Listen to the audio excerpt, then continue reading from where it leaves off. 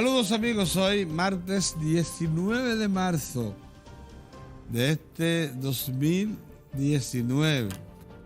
Un día como hoy, hace 175 años, la independencia nacional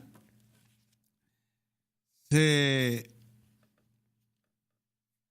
graduó, tuvo su bautismo de sangre, porque el primer encuentro masivo de tropas dominicanas de un ejército recién formado, improvisado en gran medida, con las tropas haitianas ya entrenadas, venían incluso de derrotar a las tropas de Napoleón. La República Dominicana salió victoriosa, se alzó con la victoria en Asua, marcando así no solamente el bautismo de sangre de la República, sino también el deseo, la voluntad, la firmeza, la resolución de los dominicanos de ser independientes. Se dice que buena parte de esa victoria que fue posible porque una serie de factores también la materializaron. Vicente Noble ya había parado a una parte del ejército invasor, ya se podría considerar invasor al ejército haitiano, allá en Neiva, mucho más atrás, y precisamente a la sección del ejército haitiano que contaba con mayor poder de fuego, o sea, con los cañones. Vicente Noble, el día 11 de marzo de ese año 1844, ya había causado problemas severos a esa otra unidad del ejército que pretendía unirse a la que encabezaba el comandante de la invasión, el señor Charles Gerard, que iba mucho más adelante y que esperaba de esas instrumentos, de esos cañones para poder iniciar la batalla. Pero cuando vio que el ejército dominicano, comandado por Pedro Santana en Asua, era de apenas unos 2.500 hombres y él venía al frente de 8.000 tropas, dijo: esta victoria es fácil, no tengo ni siquiera que usar el poder de fuego que estoy esperando. Y se lanzó entonces a la ofensiva. Ahí el ejército de Pedro Santana cumplió su papel y, como les digo, se bautizó en sangre, y esa victoria marcó el camino del éxito, porque fue seguida de otras victorias importantísimas, como la de las carreras y otras más, que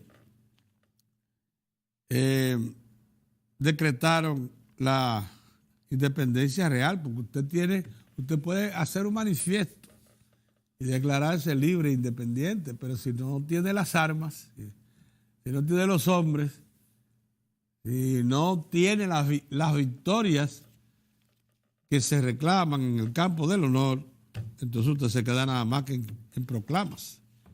Y eso fue exactamente lo que demostró este día como hoy. Por eso se ha celebrado siempre en Asua la batalla del 19 de marzo, en ocasiones incluso con un gran despliegue oficial.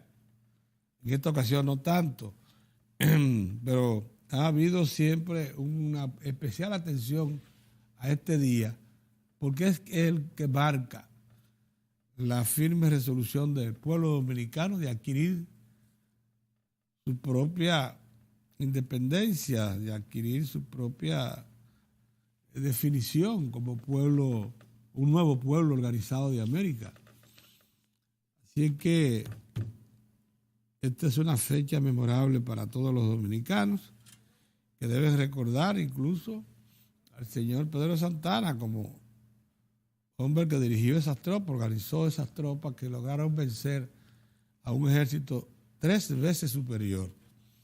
Y también recordar que Vicente Noble se ocupó de debilitar en gran medida el poder de fuego de esa invasión haitiana cuando los confrontó allá en Neiva y les impidió agregarse a las fuerzas invasoras que comandaba el general Charles Herard. Mire, hoy se celebra también en el país otra versión más de los premios Casandra. El Soberano se llama, ¿no? Ahora, con presencia de toda la expresión artística nacional, interesantísimo eso. Ahí también va a haber, como siempre, un gran despliegue artístico. El arte nacional se eleva muchísimo, se incrementan su autoestima y sus valores para celebrar con mucha probidad y propiedad su día. Hoy se hacen muchos reconocimientos a quienes destacan en cada una de las expresiones artísticas y se entrega también el Gran Soberano, ¿no es así? Esta misma noche. Así es que con eso culmina ese gran encuentro de las artes nacionales, que debe celebrarse como siempre se ha hecho desde su fundación, con gran pompa y con gran expectación. Toda la clase artística nacional está pendiente del evento de esta noche. Miren, los generadores privados deben cesar en su permanente campaña de pretender demeritar a Punta Catalina. Parece que no hay manera de que ellos acepten la realidad de que Punta Catalina les modifica el juego,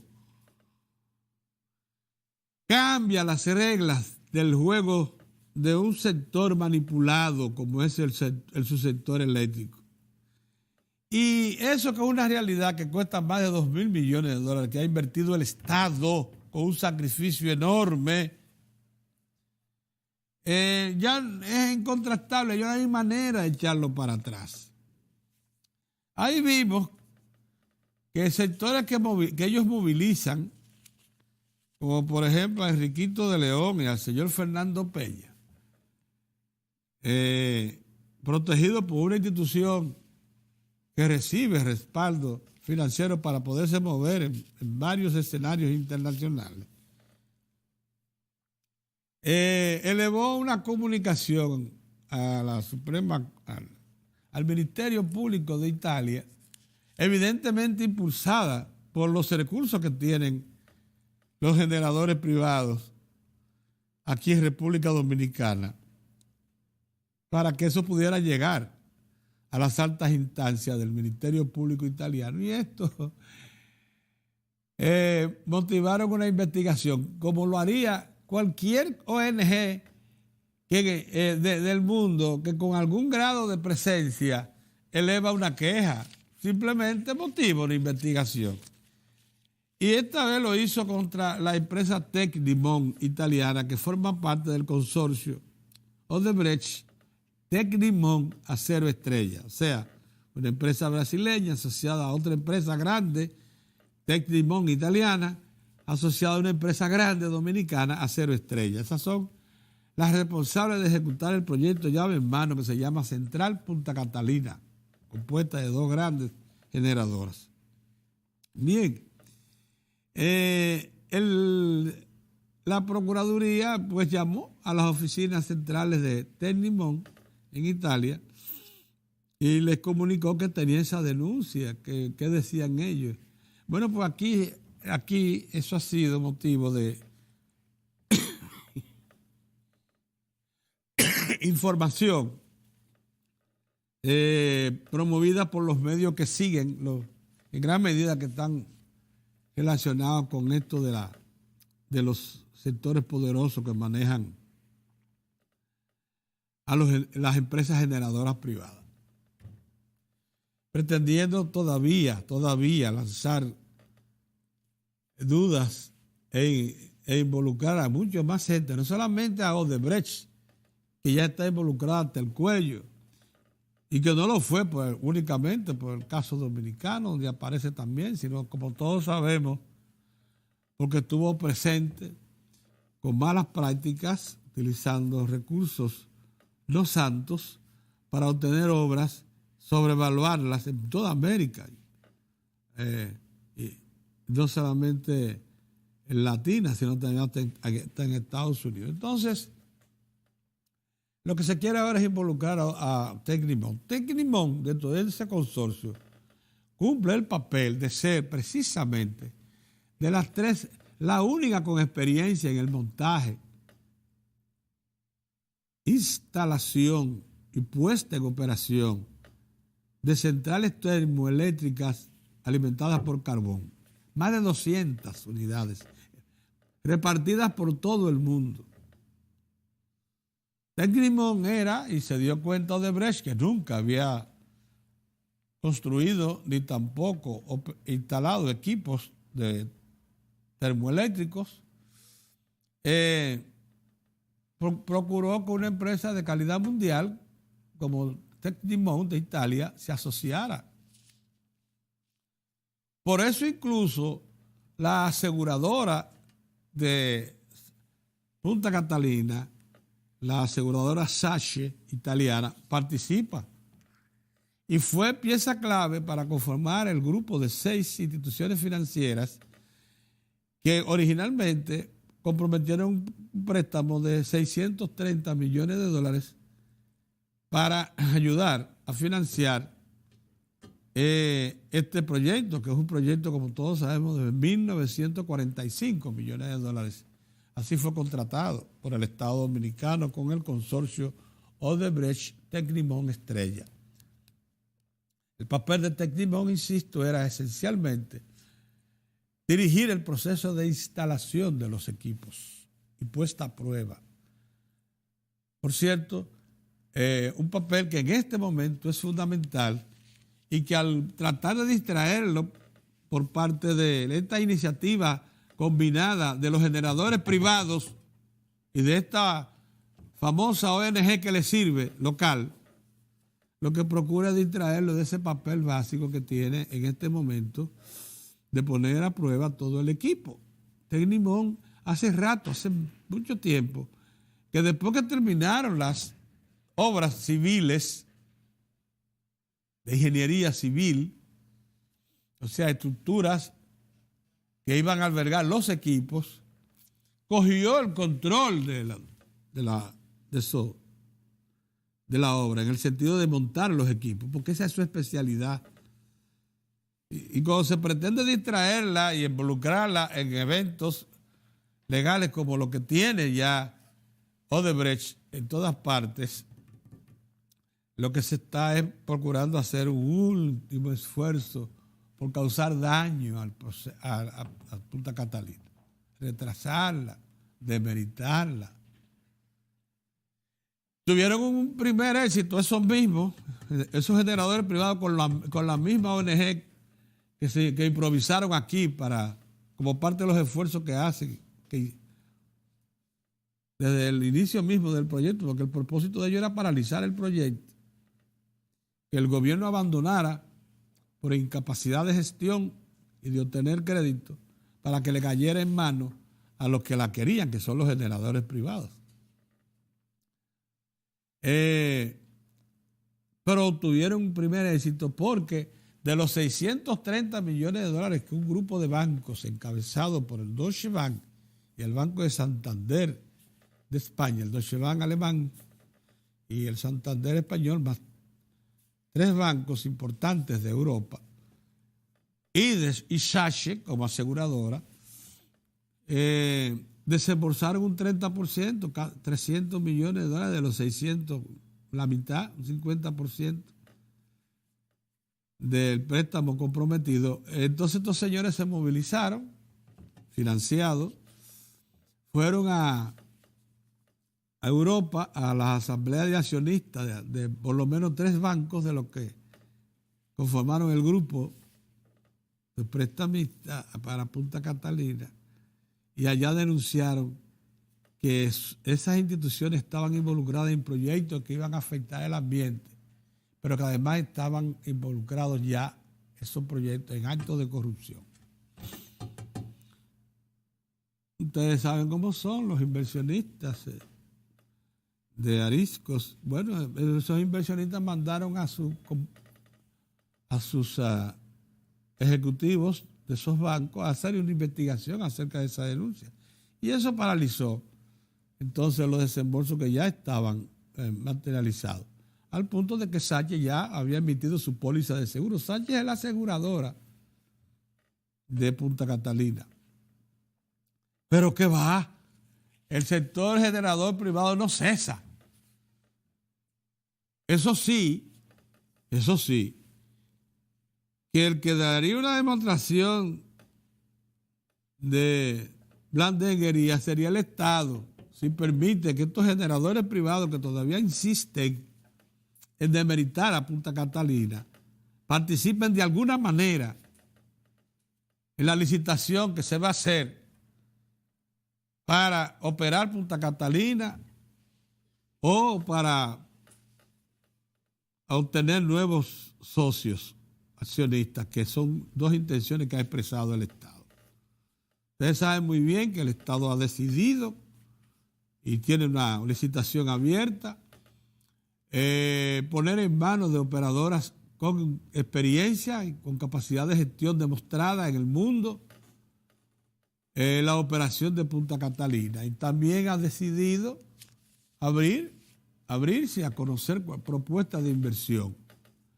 Yo supongo que con estas demostraciones de falta de solidaridad del sector privado, generador privado, no se les permitirá a estos señores, pero además, porque con eso se impide la creación de un oligopolio, un monopolio local, u oligopolio que da lo mismo. Participar en ese proyecto que ya está terminado, que está cumpliendo con la fase ya de puesta a prueba de equipos. En este momento es bueno que se sepa que se han hecho por lo menos 4 interconexiones de la primera unidad de Punta Catalina con el sistema. Y ya va por 80 y se aproximan a 100 megavatios. La capacidad de la planta son 320 nominales, de los cuales se espera que unos 300 megavatios estarán disponibles. Lo mismo con la segunda unidad. ¿Qué se hace cada vez que se pone a prueba? Bueno, que se observan cada uno de los equipos, una cantidad impresionante de equipos, cómo se comportan. Y cada vez que encuentran alguna falla, pues la corrigen, porque de eso se trata precisamente. Y esa es la responsabilidad que en este momento cumple Tech-Dimon, la empresa que quiere distraer Enriquito y Fernando Peña, con la acción que plantaron allá en Italia, motivada por los generadores privados, que insisten en crearle problemas a Punta Catalina. Debieran, con eso, por cierto, lo que hacen es encabritar más al gobierno y convencerlo más de que no son fiables. Simplemente no son fiables.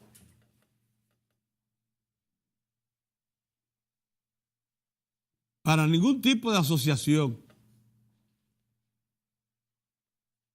Porque todo el mundo sabe quiénes los mueve. Y quienes incluso le facilitaron su acción allá en Italia. Todo el mundo sabe cómo pudieron llegar al Ministerio Español Enriquito de León y Fernando Peña, junto con su famosa ONG. Todo el mundo sabe. Y otros se imaginan, porque así. De manera que, óigame, el enemigo nunca duerme. De todas formas, el país se encamina a pasos firmes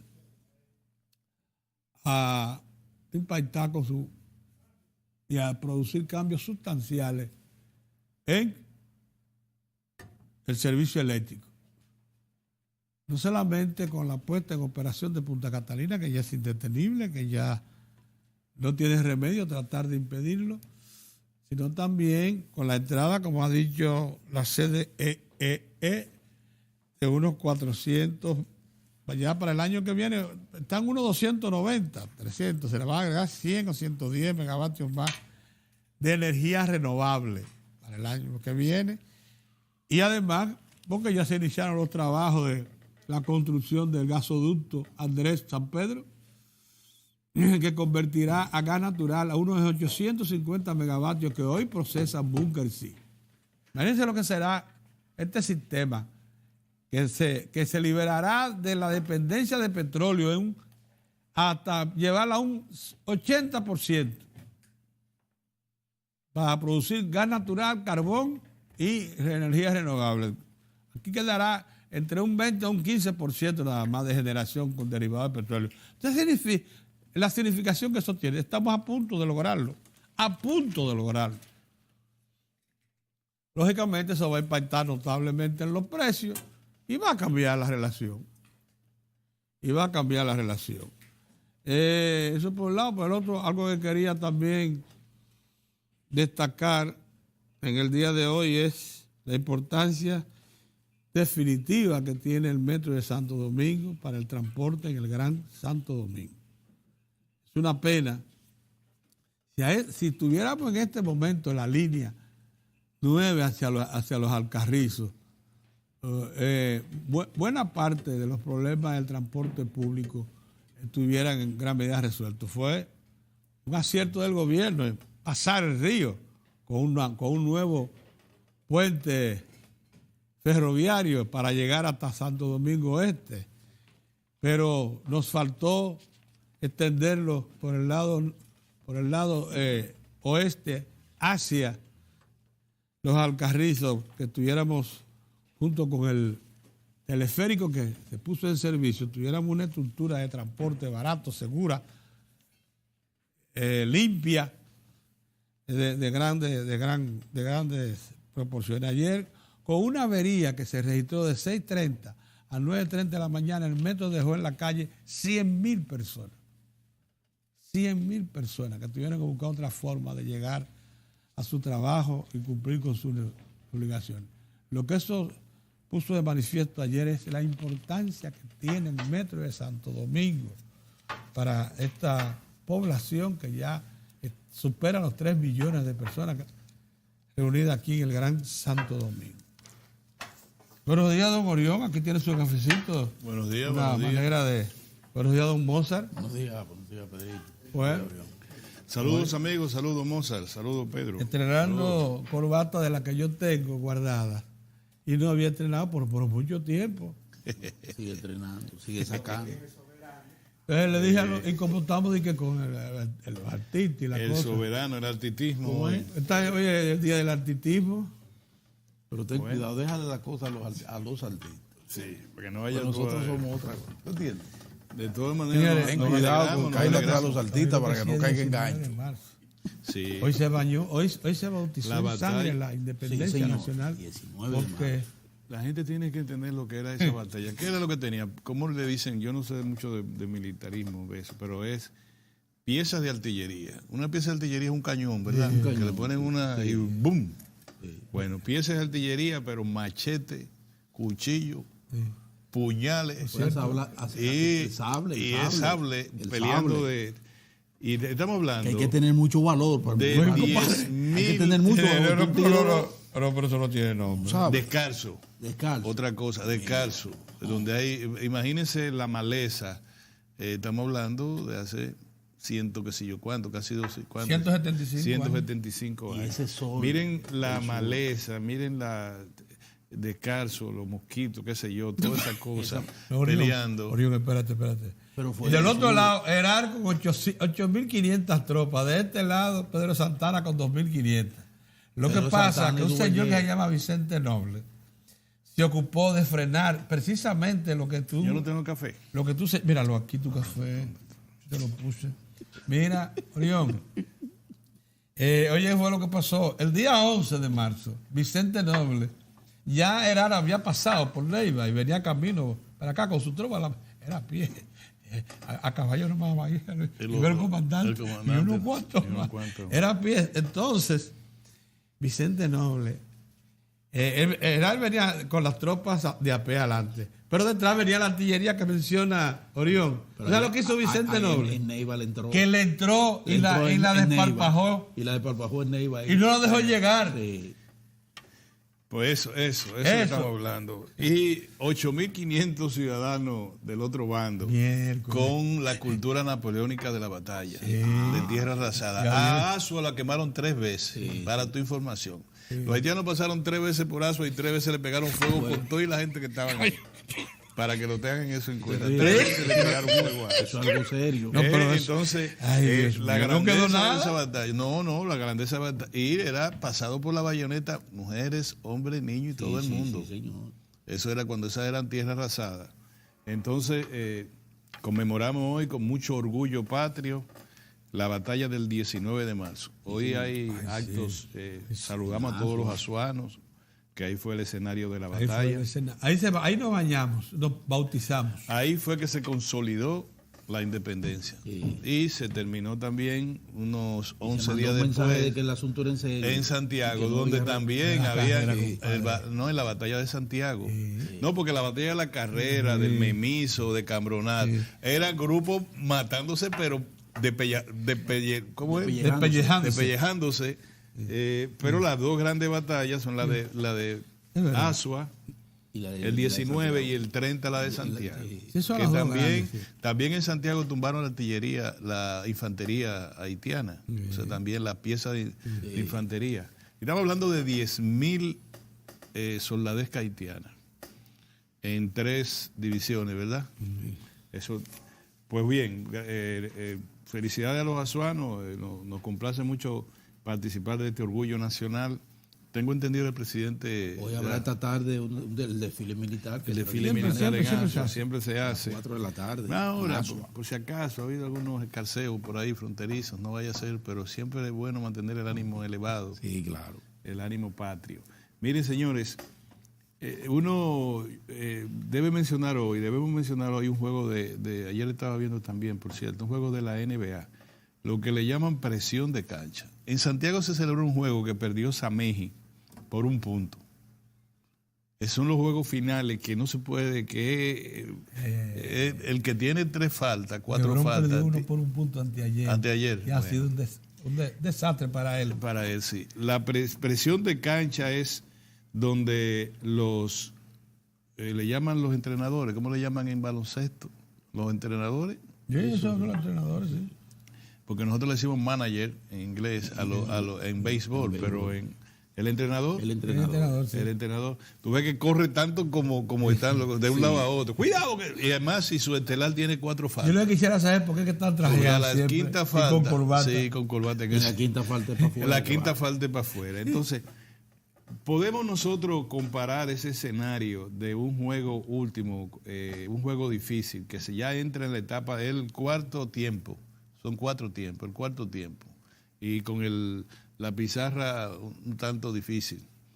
Pegadita ahí. Entonces, ese juego, ustedes ven al entrenador de un lado a otro, corre tanto como el que más en la cancha, porque le va diciendo, cuidado, tira la pelota fulano, tírala que se cuánto. Bueno. Y el que tiene varias faltas trata de que no cometa más faltas. Es así. En política también hay un escenario cuando se juega presión de cancha. Yo no sé si todavía estamos yo no creo que estemos en el último cuarto del juego del Partido de la Liberación Dominicana. Posiblemente estemos del segundo para el tercer cuarto. Todavía hay mucho espacio para resolución de conflictos, negociación o para que se despeje el escenario y se sepa qué puede ocurrir. Este programa le ha dado seguimiento a ese partido con mucha atención desde la grada. Y los comentarios que hemos hecho, como si nosotros fuéramos deportistas, poniendo en el ámbito deportivo esto ha sido decir que se juegue limpio, que se defienda por sobre todas las cosas una gestión de gobierno Ha sido exitoso. Tú le has dicho que es una gestión pública que ha sido exitosa y que ese juego no afecte de manera fundamental a la economía y al crecimiento de la economía y a la estabilidad de la economía. Y al pueblo, por tanto. Y le hemos advertido a los entrenadores de ambos equipos, le hemos advertido que no hay en toda América Latina una economía que tenga la estabilidad, que tenga la perspectiva de crecimiento que la economía dominicana. Y que tenga dólares. Incluso lo hemos señalado país por país. Simplemente ustedes van donde un señor que se llama Google en la internet y ustedes comienzan a decir, vamos a ver cómo está Argentina, Brasil, Ecuador, Colombia, todo Centroamérica. Y de Centroamérica hablamos Guatemala, Honduras, Nicaragua, El Salvador y Costa Rica. Y si quieren al Caribe, nos vamos a Cuba, Puerto Rico y Jamaica, que son las tres islas más importantes del Caribe junto con nosotros. Y no mencionar a Venezuela, si ustedes quieren también la mencionamos. Y hemos dicho que solamente Panamá y Bolivia tienen un crecimiento. A Bolivia le explicamos las razones. Es monoexportadora, fundamentalmente de gas, y tiene en el ámbito político una nomenclatura que no la tenemos nosotros, que es étnica, de carácter étnico. Y eso ha dado una configuración política distinta al resto de América Latina. ¿Es así? Ok. Entonces, la República Dominicana, a mí me gustó mucho la columna de Alejandro Fernández que comentamos aquí, que dice que 70 meses consecutivos se ha incrementado el crédito. 70 meses. Que parece 5.8 años. Parece un precepto bíblico. 70 veces 7. ¿Qué dice la Biblia? 70 veces 7. Bueno, 70 meses consecutivos se ha incrementado el crédito privado. 6 años. A mí me parece que es 6 años, ¿verdad? Sí, 5.8. Me parece que es la figura más relevante que establece crecimiento y estabilidad. La figura más relevante como dato económico, porque 70 meses consecutivos creciendo el crédito privado quiere decir que todo el ensamblaje de la economía dominicana está creciendo en estabilidad. Así es. Y durante los últimos, no sé si son 6 años, la inflación no solamente ha estado controlada, sino además que se ha mantenido, vamos a decirlo, ha estado controlada, se ha mantenido dentro de lo que ustedes le llaman los límites de las metas del Banco Central, el límite inferior de las metas del Banco Central. ¿Es así? Sí. Entonces, ¿qué ustedes quieren? Yo pregunto a Mozart y a Pedro, ¿qué hacemos? ¿Nos metemos a la cancha a jugar donde están jugando los baloncelistas que tienen 7 pies de estatura? Aunque hay algunos enanos también tirando bola, pero que son rápidos, que se mueven por dentro de la pierna de los grandes. Sí. Pero ocasionalmente llegan al tablero. Ocasionalmente, algunos son, ¿cómo le llaman? En componedores, otros están debajo del tablero. La pregunta es, ¿hacemos eso o le seguimos señalando a la República en sentido general la importancia de preservar y de estimular el crecimiento, la estabilidad que tenemos? Ayer le hablé a ustedes del reportaje que salió en el periódico El Caribe respecto al señor Lorenzo, ¿cómo se llama? El representante del programa de las Naciones Unidas para el Desarrollo. Lorenzo Fernández de Luis. No, Lorenzo de Luis. De Luis, sí. Que señaló que la República Dominicana, con el nivel que tiene de crecimiento y estabilidad, ha pasado de ser una economía de crecimiento medio a medio alto. Crecimiento medio a medio alto. Y le señaló que nosotros estamos de acuerdo, nosotros tres hemos también señalado la necesidad de blindar, se puede decir así, ese crecimiento económico porque las vulnerabilidades están señaladas. Miren, si ustedes quieren entendernos por qué nosotros mantenemos este criterio, le vamos a decir que el crecimiento de la economía dominicana ha sido a pesar de que la clase, no la clase política, de que el sector, el empresariado dominicano, liderazgo empresarial dominicano, no ha entendido lo que significa consenso en una sociedad que está camino, por primera vez, Pedro, tú que usas mucho esa palabra, camino a las puertas del desarrollo. Sí. Aquí no tenemos un pacto fiscal, aquí no tenemos un pacto eléctrico, aquí no tenemos un pacto para la seguridad social, aquí no tenemos un pacto laboral. que incluya el compromiso de un incremento salarial general en el sector privado. Por el contrario, aquí tenemos voluntades y propósitos de evasión y elusión fiscal. Aquí tenemos voluntades y propósitos de pretender identificar el pasivo laboral sin producir ningún tipo de propuesta que vayan en favor de los trabajadores. Aquí estamos hablando de pasivo laboral como el elemento fundamental de la competitividad, sin decir que el elemento fundamental de la competitividad es poner en manos de los trabajadores la capacidad de convertirse en agentes consumidores de la economía. ¿Ve o no? Aquí nosotros no entendemos que ya no se habla del dispendio por el lado del gasto. Ya no se habla de eso. Y no se entiende que en los últimos 6 años, o más o menos, yo no voy a establecer el tiempo, ha habido una continua reducción del déficit fiscal. ¿O no? Una continua reducción del déficit fiscal. Es decir, a pesar del liderazgo empresarial, que sin duda alguna mantiene rasgos de atraso importante, Pedro, aquí hay un área, una voluntad política desde el ámbito público hacia promover la competitividad y la innovación. En manos del liderazgo del Partido de la Liberación Dominicana y del gobierno se oye hablar de la cuarta revolución industrial.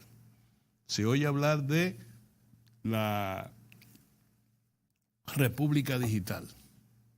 Y se creó una institución que promueve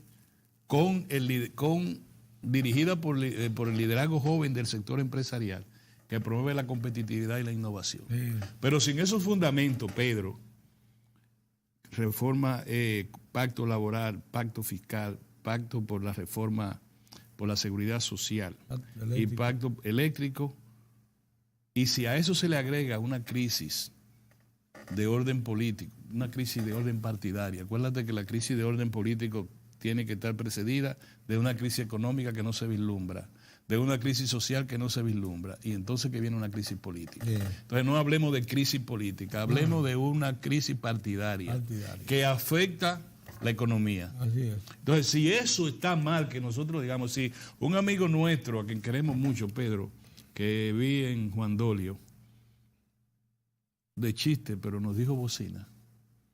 Sí. Y yo muy amablemente también, porque es de verdad que es gran amigo de nosotros, te diré el nombre fuera del aire, yo le señalé algunas cosas que él estuvo de acuerdo. Bien, no es eso. Yo te digo, si ese planteamiento que ha hecho este programa es malo, entonces tenemos que irnos a vivir a la República de Curazao y dejarlo, porque lo que nosotros estamos diciendo es buen juicio. ¿Tú crees que nosotros podemos estar usando un planteamiento de una dama legisladora de la República a conveniencia? ¿Cuál es el propósito? Bueno, que en un grupo de sus seguidores ella hizo un planteamiento que hay que preguntar si es mentira o es verdad. Es mentira que cuando cambia un gobierno, una tendencia, una cosa, la mayoría de los empleados públicos son removidos o degradados o se van. Es mentira. O funcionarios y todo. O funcionarios. Bueno, a usted dirá, no fue oportuno que lo dijera. Bueno, cualquier cosa de eso está bien. Pero es elemento. Es bueno. No se tomó lo de Rubén Maldonado, apreciado amigo de nosotros, que dijo que la mujer, que es como la mujer, la Junta Central Electoral, que mientras más dinero le dan, que sé yo cuánto. No se armó un reperpero. ¿Ustedes creen que Rubén Maldonado quería degradar a la mujer? No. De esos fallos que uno tiene al improvisar. Expresiones, al improvisar. Eso.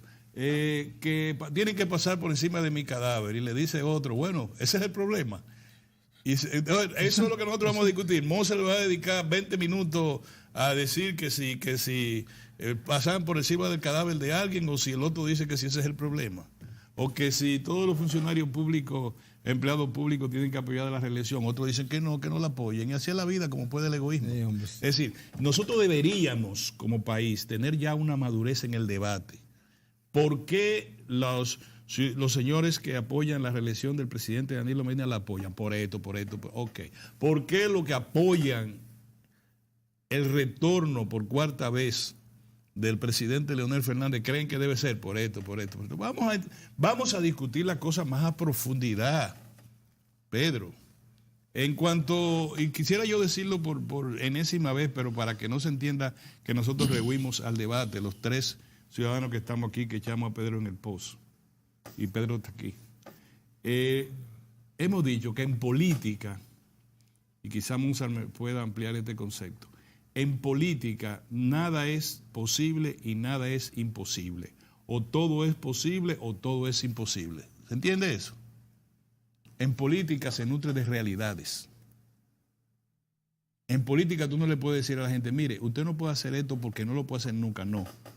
La ley penal es la única que te dice, tú no puedes matar, tú no puedes herir, tú no puedes robar, tú no puedes hacer tal cosa. Hay que hacer de la humanidad que el legislador le dice, no, si haces eso te castigamos con penas aflictivas e infamantes. Tú no puedes robar, tú no puedes prevaricar, el que prevalido de una función pública roba, tú no puedes hacer tal y tal cosa. La ley lo dice. Lo otro, lo que la ley permite, no lo prohíbe, o lo que la ley no prohíbe, lo permite. Entonces la Constitución y la reelección es un tema político. Pedro, no es un tema moral, no es un tema ético, incluso no es un tema jurídico, es un tema político. La gente debería entenderlo. Yo no le estoy diciendo que usted esté de acuerdo con la reelección o no le estoy diciendo que usted no esté de acuerdo con la reelección. Yo lo que le estoy diciendo es que esa discusión no puede dañar el momento económico, político y social que vive la República Dominicana. Nada más. ¿Qué es la solución? Bueno, Mozart, tú estás en el comité político del PLD. No puede. ¿Cuál es la solución? ¿Tú estás, estoy yo? No. Entonces nosotros lo que podemos opinar, pero ¿quién es el liderazgo que tiene eso en la mano? Ellos son. Son ellos. Ahora vamos a suplantar al liderazgo político del PLD. No podemos. Nosotros lo que estamos aquí comentando, porque ¿ustedes saben por qué? Por Orlando Martínez, por Goyito García Castro, por Orlando, ¿cómo se llama el que mataron por el lado de Central Romana? Miembro del MPD, Guido Gil, por fulano, por eso, en el ámbito de la prensa y por todos los patriotas y mártires que tiene la República. Nosotros hoy estamos hablando sin que nos estén esperando allá afuera para meternos presos. Es por eso, entiendan que nosotros estamos en un país libre, soberano, que no hay un solo preso de confianza ni un perseguido. Eso es embuste de determinados amargados de la comunicación que dicen, a mí me quieren sacar, incluso usan y se quedan callados cuando dicen que un programa de televisión va a salir del aire e inmediatamente se crea en las redes y en otros contertulios envenenados de que fue por motivo de que el gobierno sacó al único programa que tiene que sé yo cuánto. Mentira. Óyeme, el dueño de ese canal, yo tengo 34 años trabajando. Y el dueño de ese canal, tengo 34 años, la mayor parte de ellos siendo editor de opinión. Jamás en la vida me ha llamado a mí para nada. Para nada, ni me ha dicho a mí, mira, tú un comentario. Lo que le gusta ni que tú para nada. Con tu responsabilidad. No, sí. Pero tú no eres loco, lo que le decía Radamés Gómez Pepín, cuando tú le presentabas el comentario editorial, Radamés, pero tú no eres loco. ¿Qué quiere decir? Tú no eres loco. Tú no vas a tocar la zona que aquí... Ustedes dos fueron directores de periódico. Ustedes no son locos. No. Tú fuiste loco en el listín. Tú no eres loco. No había que el señor Pellerano constantemente ver un texto. A menos que tú cometas una acción premeditada. Entonces tú eres loco o eres un sinvergüenza. No, de las dos cosas. En este caso, yo era editor económico del Listín Diario, quería definir la cosa con el dueño y me puse a atacar la zona de interés ligada al diario. ¿Qué tú crees que pasó? Entonces tú eres loco. No. Pues entonces, porque es que si a ti te dicen que si tú haces lo contrario te votan. Me dijeron. Entonces, ese programa y su apreciado gran periodista, gran aportante a la democracia dominicana, sigue en el aire y no fue ningún gobierno que mandó a buscar nada ni hizo nada. Y los otros programas, ¿ustedes saben por qué los sacan? Porque no pagan. Sí. Y yo le he dicho a nosotros aquí, si nosotros no pagamos aquí, nos van a votar. Sí, claro que sí. No es porque somos del gobierno o que somos contra el gobierno No, ni o bocina, nada, ni ni bocina, ni no bocina. Ni hay una bocina ahora que viene como de esa cosa que hacen en la discoteca, que se hace ruido. Entonces, bueno, nos votan. Ya. Mozart, adelante. Ay, Dios mío. Buenos días. Qué cosa. Miren, Haití amaneció sin primer ministro. Mozart, llegar a decir que No, nosotros, fue llegar a un decir, voto. Mozart, Espérate. No, lo ¿Él último. renunció? No tiene primer ministro. Mozart, no tiene, oye, Mozart, llegar no a tiene decir, primer No tiene primer ministro. no Mozart, tiene primer ministro. perdóname que te interrumpa al comenzar, llegar a ¿Cómo? decir que la fuerza, los militares en la frontera masacraron a los Eso es una haitianos, barbaridad. Ese amigo mío. presentando el mismo video, No, eso es una cosa increíble. Ay, cuando Dios. todo el mundo ahí dijo que y se sabe cuál es el conflicto. Y Sí, todo hombre, así sí. no. Bueno, ya. Bueno, eso sí.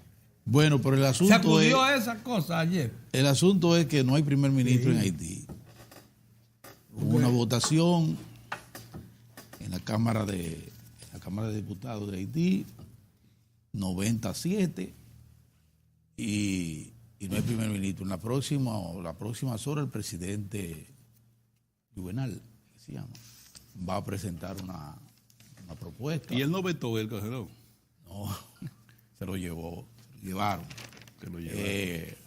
Y ya eso de por sí le agrega un elemento más a la situación de inestabilidad de ese vecino país, pues como todos sabemos, el primer ministro es el jefe de gobierno.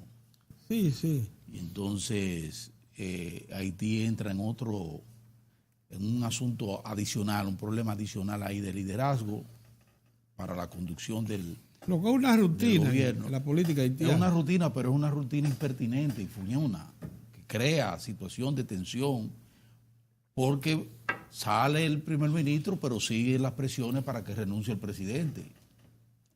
Entonces, eso crea una situación ahí de incertidumbre, de inestabilidad. Y todo lo que acontezca en Haití tiene que preocuparnos nosotros, mantenernos con mucha atención. Claro. Con mucha atención. Y no se trata tan solo de situaciones como la que se dieron, ese incidente que se dio en estos días con una fuerza armada o soldados que tuvieron que apelar a responder a las circunstancias del momento, ante una agresión y un desborde provocado, motivado desde Haití por grupos, entre ellos comunicadores y políticos que como aquí viven agitando y promoviendo Y medios. sí, promoviendo acciones Medios en de contra del comunicación país. en eso. Entonces se vieron obligados a repeler acciones que se dieron por allá. Y como hemos visto hasta el momento, ni siquiera esa comunidad internacional que es tan sensible nos ha llamado la atención, porque es verdad que hay una situación ahí en Haití que los haitianos tienen que entender que el mayor esfuerzo para resolver el problema haitiano tiene que provenir precisamente de Haití, de sus autoridades, de su liderazgo a todos los niveles y de su propio pueblo. Y eso no es lo que uno está observando. Ellos siguen bajo la cultura de la pobreza y de asumir su pobreza como el elemento, como el accionar para la subsistencia y vivir de eso. Y cuando se le presentan proyectos que involucran cambios de actitud, entonces los rechazan. Y cuando se le llama al orden, también lo rechazan. Y cuando se le llama al trabajo, también lo rechazan. Entonces hay una situación ahí creada.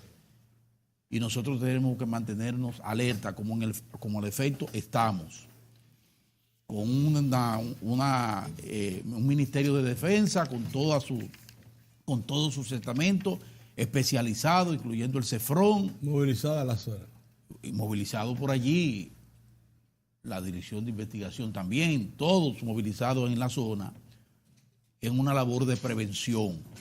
básicamente de prevención, de cuidado de toda la zona y de toda la línea fronteriza. Entonces, es bueno que la población, en medio de toda esta, la política y la politiquería que hay aquí en el país, no deje nunca de prestarle atención a lo que está aconteciendo allá. Mantenernos todos alertas y atentos a lo que acontece en Haití, que es nuestro principal problema. No tiene otro nombre, es Haití. Y entonces tenemos que tener cuidado con eso. Eso por un lado. Por otro lado, me satisface mucho ver que el liderazgo, la gente del PLD, básicamente, eso es lo que he visto hasta el momento. Los que tienen proyectos presidenciales y eso, decidieron inmediatamente, han respondido para el desmonte de las vallas y todo ese tipo de cosas que hay en el país, en diferentes zonas. Ahí vimos que era ministro de Educación, vimos también a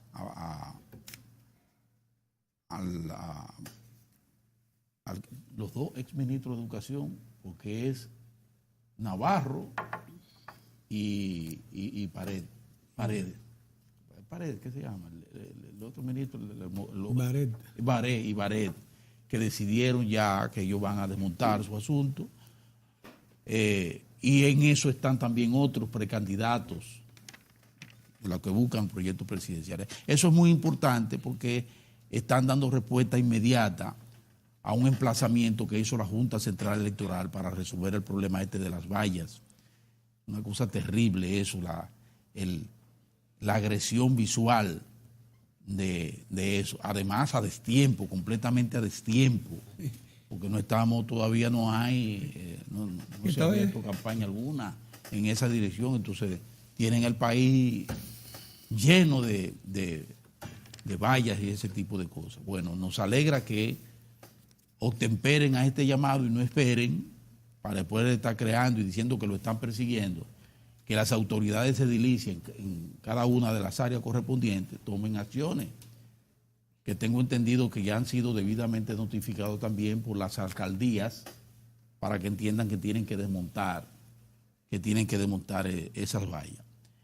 Otro elemento que creo que es pertinente que tomemos en cuenta y que le demos seguimiento es el asunto de la sequía, Pedrito, porque la situación empeora. Cada hora que pasa sin llover, donde todos esperamos que llueva, ya eso es un elemento adicional que le agrega angustia a un gran sector del país, básicamente. Además de la población llana que padece los rigores de la falta de agua, de abastecimiento, un problema que tenemos de mucho tiempo, pero que ha ido mejorando, pero ahora, con el asunto de la sequía, han tenido que racionalizar y racionar el agua, y hay que racionar el agua y hay que entenderlo. Pero entonces el sector productivo nacional que está siendo severamente afectado. Los productores agrícolas, los productores pecuarios están recibiendo la embestida de una sequía que amenaza con convertirse con la más grande sequía de todos los tiempos. Dicen que va a durar 2 meses más. 2 meses más.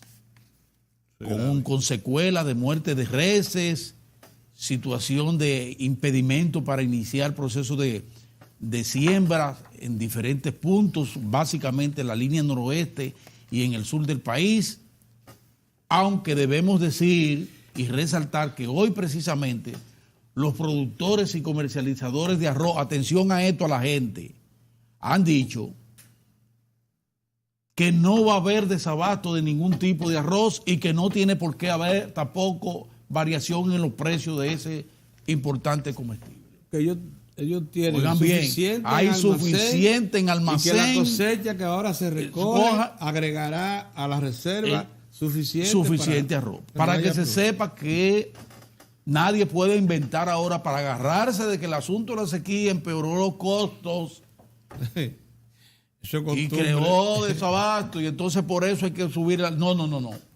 Se mantiene el abasto y se mantienen los precios del arroz.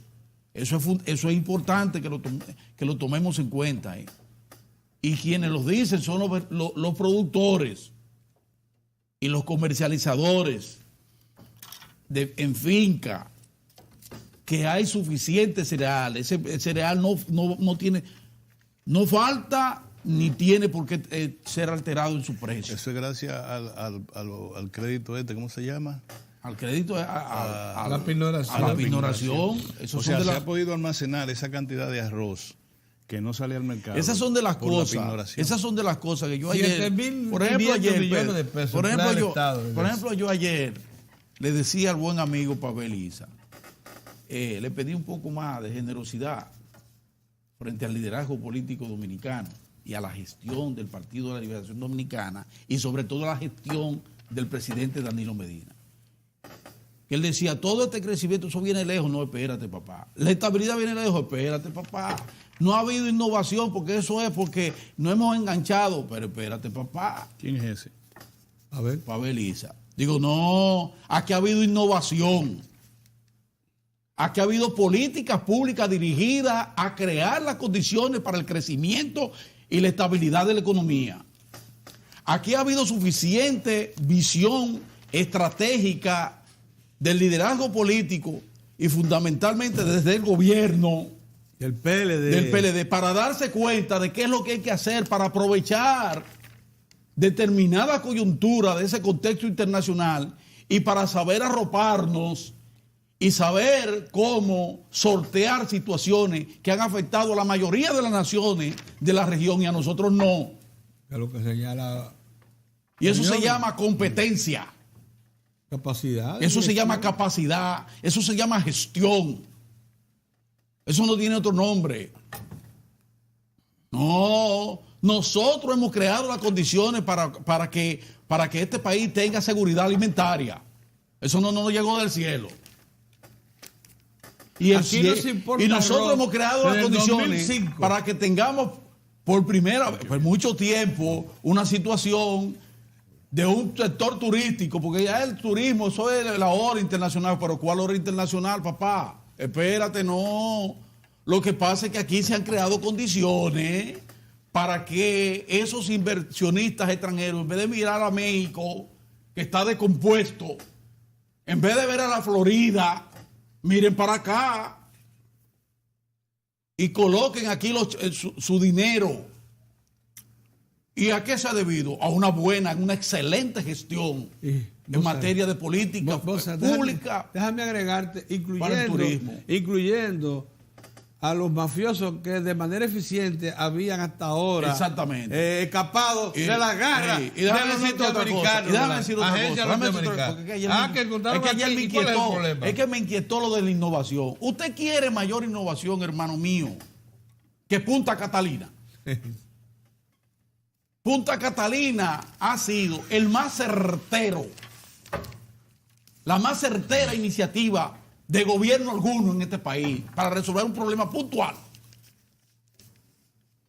Porque ha significado no solo recobrar la dignidad del Estado dominicano para poder sentarse de tú a tú, frente a frente, con mucha dignidad, con el sector privado a resolver un problema nodal. Porque no es cualquier gobierno el que decide en forma firme sacar más de $2,000 millones en una economía ciertamente con un presupuesto deficitario y en medio de una embestida que no termina, que todavía continúa, de un sector de los generadores conspirando contra Punta Catalina. Todavía. Conspirando. Pero usted tiene un jefe del Estado como Danilo Medina que dijo, no, basta ya. Y ese basta ya se concretizó. Se fue de la palabra a los hechos. Y eso es innovación. 730 megavatios entran de la mano del Estado dominicano por primera vez. Sí. Por primera vez. Si eso no es innovación, dígame qué es lo que es innovación. Y esa visita sorpresa y todo lo que ha traído consigo, dígame si eso no es innovación.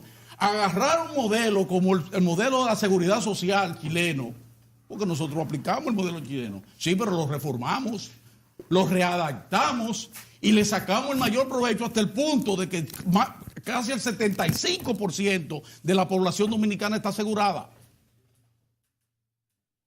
Y nos encaminamos para que sea el 100%. Pero ¿de qué que estamos hablando, Pedrito? Mira esa democratización del crédito, eso, ignoración, y no solo fue ignoración. Fíjense lo que está pasando con el Banco Agrícola, incrementado un 90% en sus activos. En sus activos el Banco Agrícola, por primera vez, pasando de 8.000 millones a 23.000 millones de pesos en los últimos 6 años. Entonces, pero ven acá, no me caliente tomates, como decía Cuquín Victoria, estamos avanzando y por eso ustedes ven, eso que se decía la dama, que esos empresarios, porque es que el país anda bien, Pedro, es que el sector productivo se siente cómodo, es que hay un ambiente para la inversión local y foránea. Es que ese crecimiento de las plazas comerciales te dicen por dónde que va el país. Y el país tiene reservas políticas. Y hay reservas políticas suficientes para responder. Un partido con 2 grandes liderazgos. No le quiten, el Estado. No le sigan procurando quitarle méritos con todo y su falencia que tienen como ser humano a los políticos dominicanos. Que son ellos los que han generado todo esto que nosotros estamos recogiendo. Han sido esos políticos. Y así es. Con sus debilidades que las tienen, distorsiones terribles. Pero es ese sistema de partidos, son esos partidos. Y sobre todo hay que reconocerlo. El PLD. El Partido de la Liberación Dominicana. Con sus liderazgos solidísimos. Y eso es ser bocina. Yo soy un bafle del tamaño de la torre de la Eiffel. Sí. Algo, yo soy un bafle. Si eso es bocina, entonces considérenme un bafle de ese tipo. Vamos a ir a la pausa. ¿A quién tú tienes ahí de invitado? Ignacio Ditrey, otro gran político. Y otro gran ejecutivo, profesional, técnico, capaz. Muy bien. Volvemos en breve.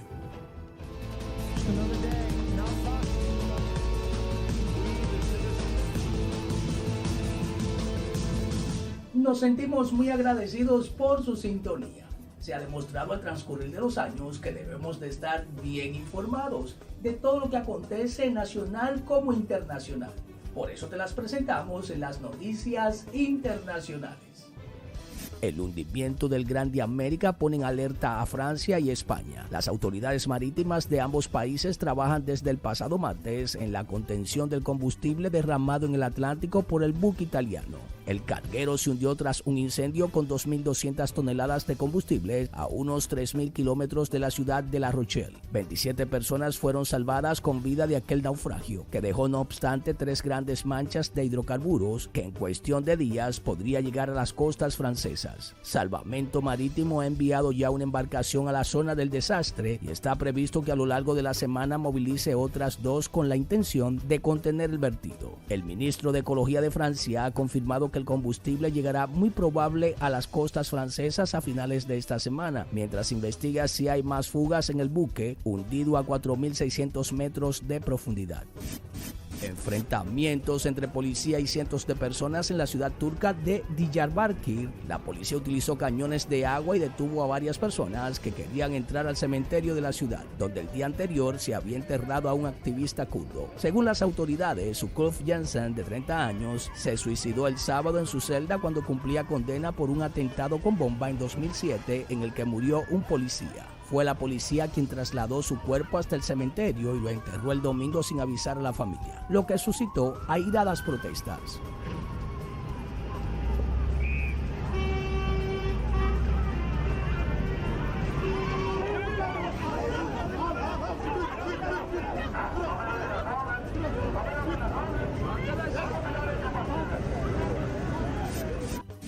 El cardenal Philip Barbarin, condenado en Francia por haber encubierto abusos sexuales a menores, se reunió el lunes con el Papa Francisco. Todo apunta a que en este encuentro ha presentado su renuncia al pontífice, aunque por el momento se desconoce si también pedirá ser excluido del colegio cardenalicio. Barbarin, arzobispo de Lyon y uno de los cargos más altos de la Iglesia Católica en Francia, fue condenado hace 2 semanas a 6 meses de cárcel por no denunciar, o aún sabiendo, los abusos sexuales cometidos durante 2 décadas por un cura de su diócesis. Se cree que el Papa Francisco, que durante mucho tiempo defendió personalmente al cardenal, se tomará algunas semanas para meditar si acepta o no su renuncia. Para Diario de 4 en las internacionales, Giovanni Ramírez. Ahora nos vamos a un breve cambio y luego continuamos con más del contenido de Diario de 4.